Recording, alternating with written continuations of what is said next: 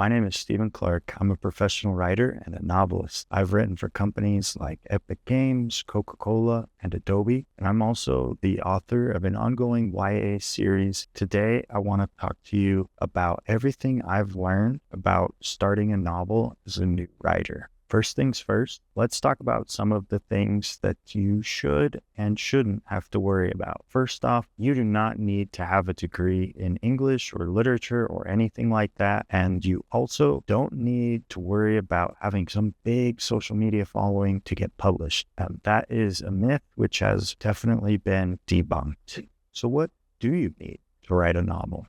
You should probably have a sufficient understanding of your written language so that you can effectively share a story. And it's okay to write in your own style, to do things a little different, but ultimately you just want to be able to communicate a narrative and emotionally connects with your readers. Think of your favorite singers. They might not be leading an opera, but chances are they can carry a tune well enough for you to enjoy to listen to it. But even if they have flaws or differences that make them unique, they're probably very authentic and you can feel the emotion of their lyrics when you listen to their songs. So it really doesn't matter who you are, where you're from, or how old you are. You have everything you need right here. At the big picture level, novel writing comes down to three basic principles, and those are ideation, methodology, and dedication.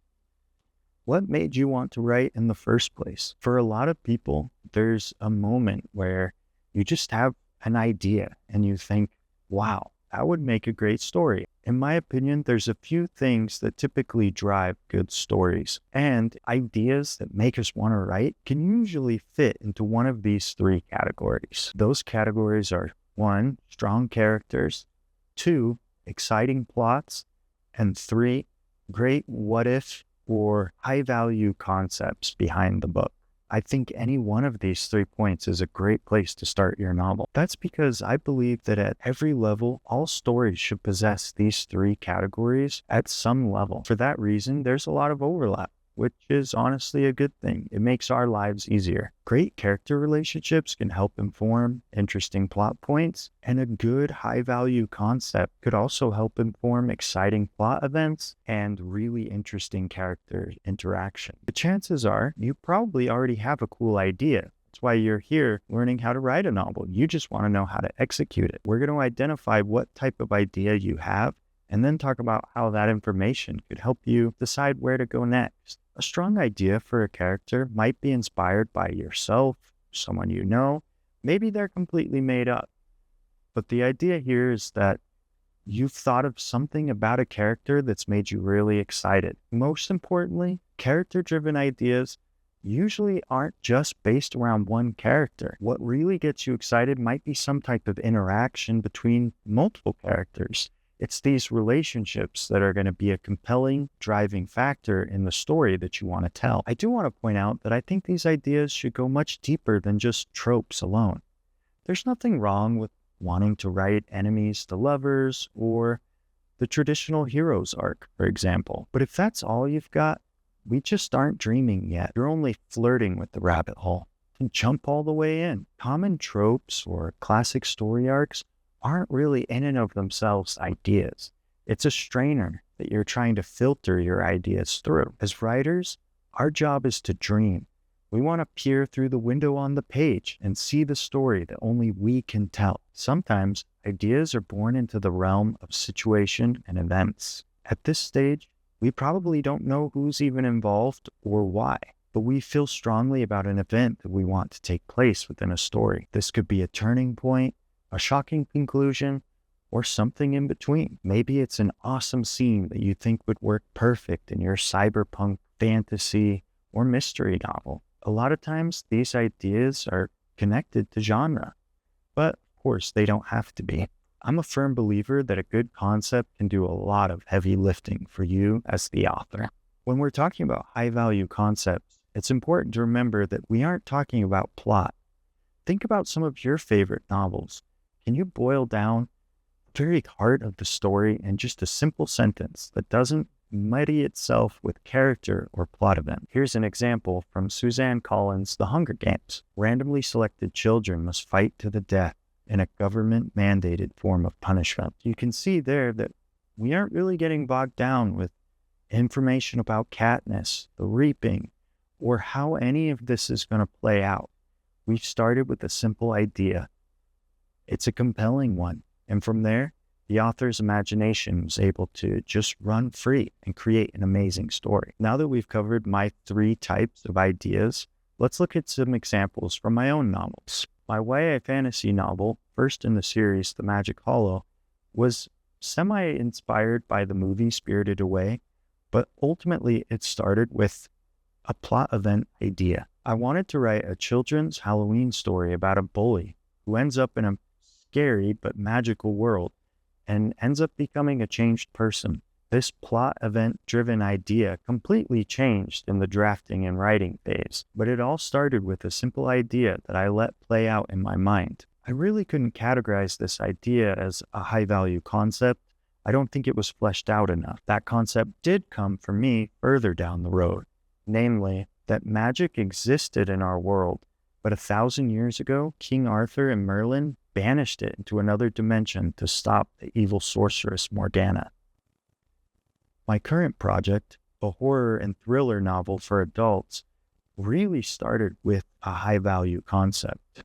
What if an average guy died but woke up a few days later in a stranger's body? Now, to be honest, I don't think I've ever started a novel with a character-driven idea. It's just not really how I think.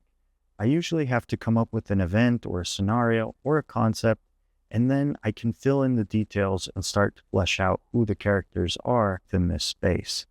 That said, I've encountered plenty of authors who start with character and then build a plot and a concept around them from there. I think you'll know you found a great idea when it helps grease the other wheels. So, now that you've got an idea, let's talk about cultivating it. And in my opinion, this is where the would-bes and the doers really get separated. You have an exciting idea. You're ready to start writing. So where do you go next? Well, first off, congratulations. A lot of people have great ideas, but far too few of them actually take them to the page and complete novels. This is where methodology comes in. In short, writers tend to fall into 2 basic camps, though sometimes writers like to be something more of a hybrid between the 2. These 2 camps are pantsing and plotting.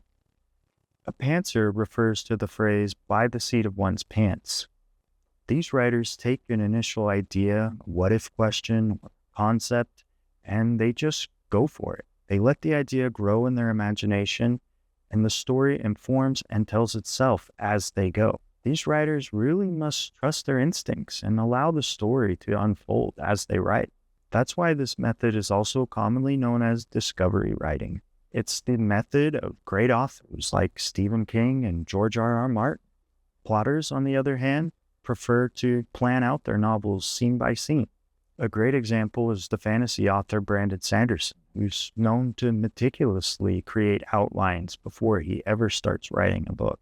So, which are you? Well, to be honest, there's no real way to know if you haven't written a book before. So do yourself a favor and make sure to strip away any pre-received notions or biases about which camp you think you belong to. Maybe you love Stephen King's work, so you think it'd be cool to write like him. On the other hand, maybe you're dead set on being a plotter. You just want to meticulously fill out spreadsheets and create outlines before you start writing. I'm not advocating for or against either style. I'm simply saying make sure you take the time to explore both before you automatically assume that you belong to one camp or the other. I think it's a good idea as a new writer to try both methods and see what works for you. At the end of the day, you'll be able to choose a method that best helps you tell your story and get words on the page every day.